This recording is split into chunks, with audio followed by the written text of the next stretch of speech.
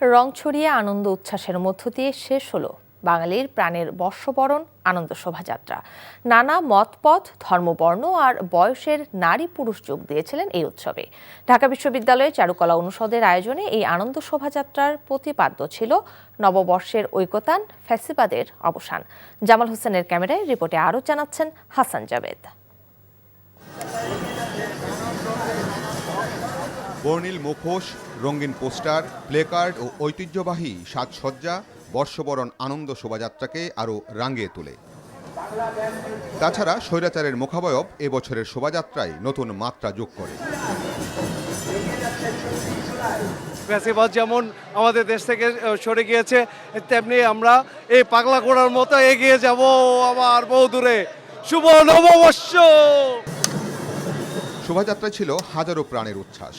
বিভিন্ন সাংস্কৃতিক সংগঠন, ২৮টি ক্ষুদ্র নৃগোষ্ঠী সহ নানা শ্রেণী পেশার মানুষ অংশ নেন ঐতিহ্যবাহী এই আনন্দ উৎসবে।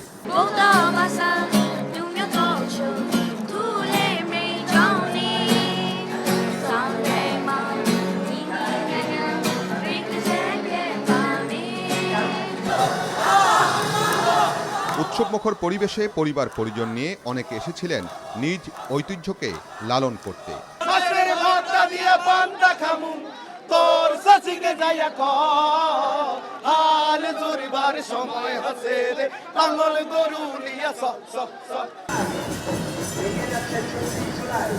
তাদের অংশগ্রহণে প্রাণের উৎসবে পরিণত হয়েছিল ঢাকা বিশ্ববিদ্যালয় সহ এর আশপাশের এলাকা।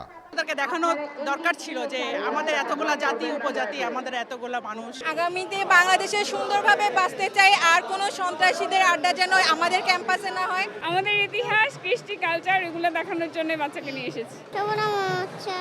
নিজ সংস্কৃতির বাইরের ভিনদেশীরাও মিলিত হন বর্ণাঢ্য শোভাযাত্রায়। Amazing, such a wonderful experience, very colorful. Thank you so much. All people so kind and enjoy. Dhaka বিশ্ববিদ্যালয়ের চারুকলা অনুষদের সামনে থেকে আনন্দ শোভাযাত্রাটি শুরু হয়ে শাহবাগ, টিএসসি ও দোয়েল চত্বর হয়ে আবার চারুকলার সামনে গিয়ে শেষ হয়। নানান রঙে নানা ঢঙ্গে সব বয়সী মানুষ মিলিত হয়েছিল চারুকলার এই বর্ষবরণ উৎসবে। অতীতের সকল গ্লানি, দুঃখ, কষ্ট, বেদনা এবং বৈষম্যকে দূরে সরিয়ে নতুন সম্ভাবনার নতুন স্বপ্ন নিয়ে এগিয়ে যেতে চান সবাই। শুভ নববর্ষ। Hasan Jabed, NTV news, Dhaka.